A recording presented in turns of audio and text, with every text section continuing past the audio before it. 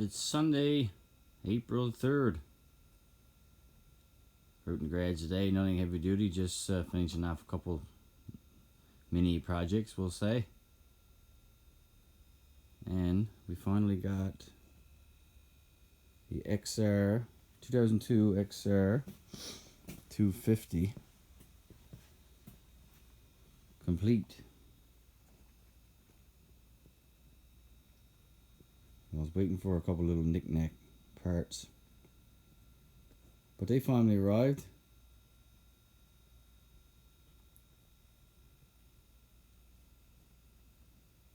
Don't see too many of them anymore now when they switch to the CRFs. Personally, I don't know if you can call me old fogey or likes the vintage stuff.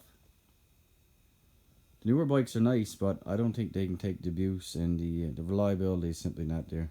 And the comfort. Like, you look at the seat and the tank and the setup, that's the last. That XR is pretty much the last. The CRFs weren't half so comfortable, not in my opinion anyway. And we managed to get that one for a decent deal, and there's been very little abuse on that one. You can usually tell by them bikes when you as soon as you get them. Like, for example, the baffle.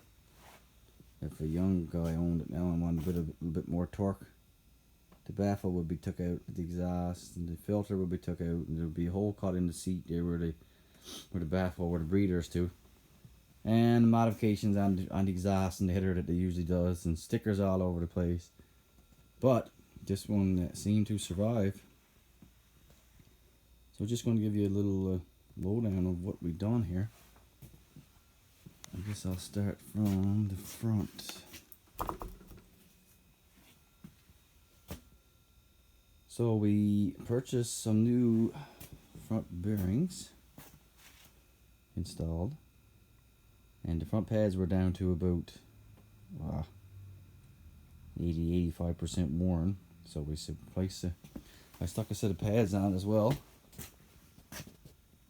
And there's some aftermarket fork boots that I had here, for leftover from another project that I didn't use. So they fit on there pretty good.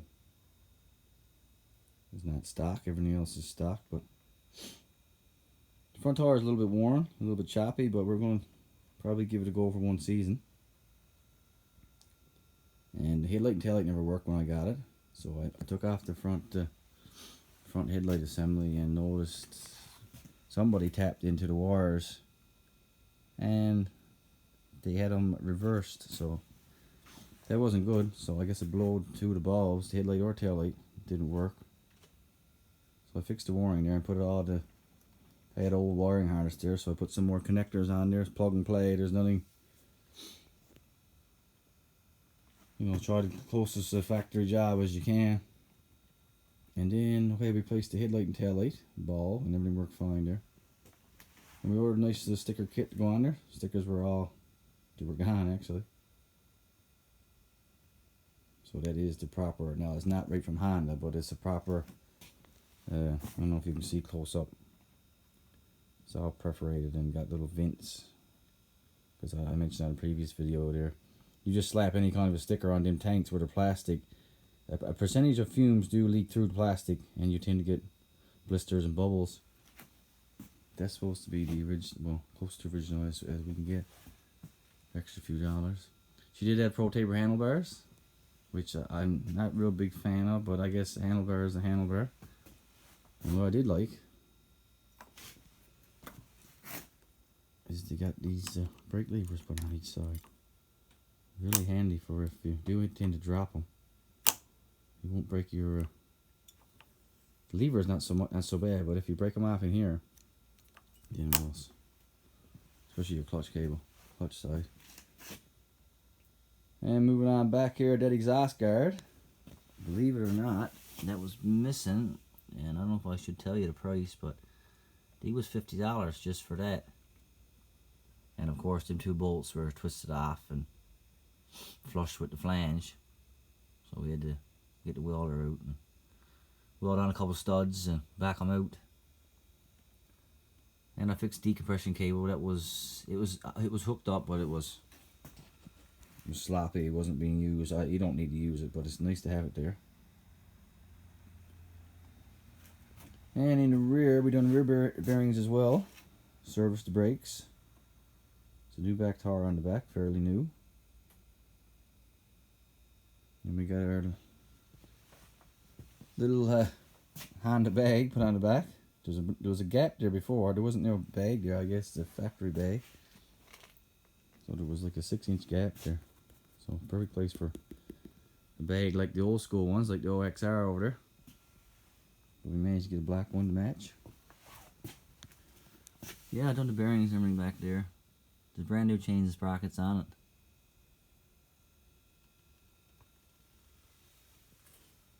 Sticker on this side.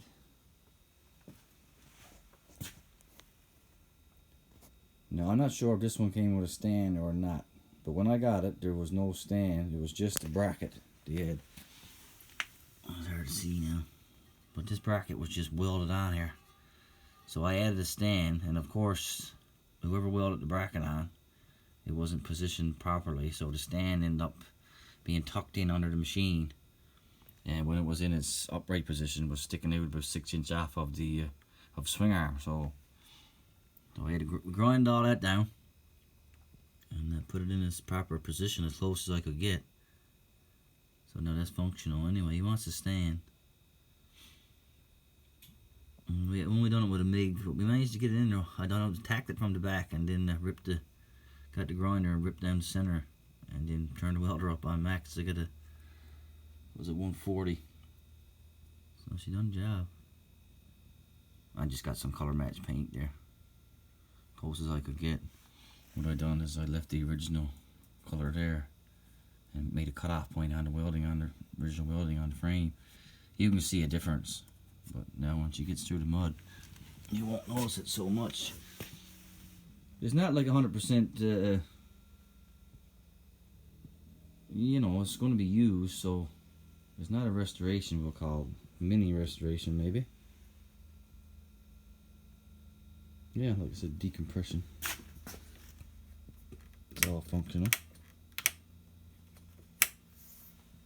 And besides that, she's pretty much a stock unit. Well, we changed the oil filter.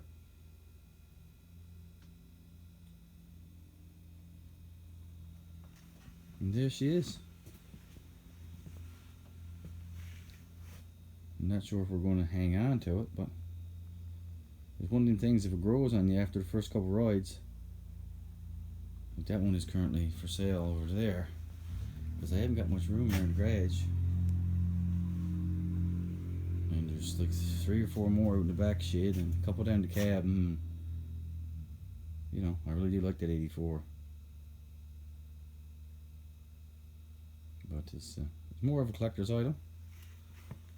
Right, 100% original. But yeah, this is just Sunday out in the garage picking around. So the next little project today is we got our sharpener, our Woodland Mills bandsaw blade sharpener for our mill, our wood for Bill's mill. So I'll probably do a video on that next, real quick. It's a pain in the ass. It is a wonderful rig, but it's a pain in the ass to set up, because you got to have that on the perfect pitch. There's 2 different settings for the pitch. 3 different settings on the back there, and there's 3 different pitches on the blade. One would be for hardwood.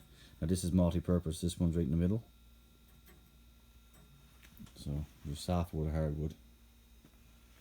And there's a multi-purpose. Probably get around 15, 20 decent sized logs, and about 3 sharpens out of every blade.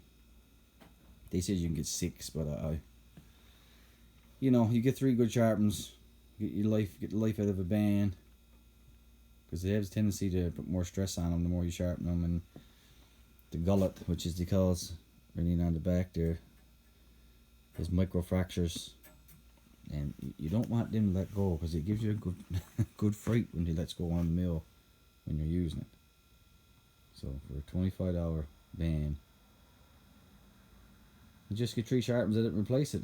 You know, you're saving on your lumber. So watch a few bands. Anyways, thanks for watching. Hope everybody's having a good Sunday. We'll get a video now of her running.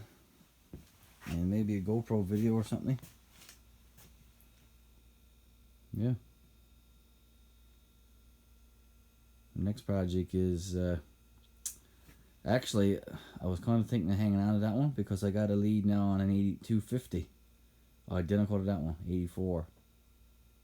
But the engine's removed from it all in the box. But to have two 84s, a 200 and 250 R would be, you know, really nice for collectors. So I might just keep it yet. And there's another lead on a 185 XL 185S. She's a 81, I think. So we're back to the 6 volt. Anyway, it could be interesting. So stay tuned. And everybody have a good day and a good weekend. And a good upcoming week. God bless.